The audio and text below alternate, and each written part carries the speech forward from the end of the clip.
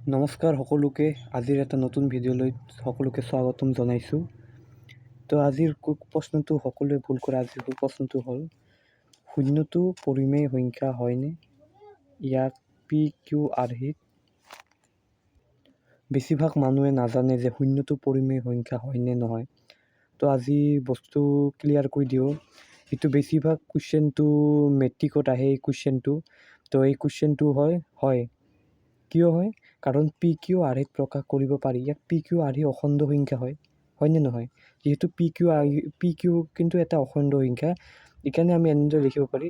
তোমালোকক এইখিনি নালাগে, তোমালোকক খালি প্ৰশ্নটো সুধিব শূন্যটো পৰিমেয় সংখ্যা হয়নে? তোমালোকে হয় বুলি লিখি দিবা, কিয়নো ইয়াক PQRহিত প্ৰকাশ কৰিব পাৰি। ইয়াত PQRহি অখণ্ড সংখ্যা। আৰু এনেকুৱা পৰীক্ষাৰ কাৰণে যদি তোমাক কুৱেশ্যন এনচাৰ লাগে, চেনেলটো ছাবস্ক্ৰাইব কৰি থ'বা, এটা বেল আইকন দাবাই দিবা আৰু এটা কমেণ্ট কৰি দিবা। ধন্যবাদ।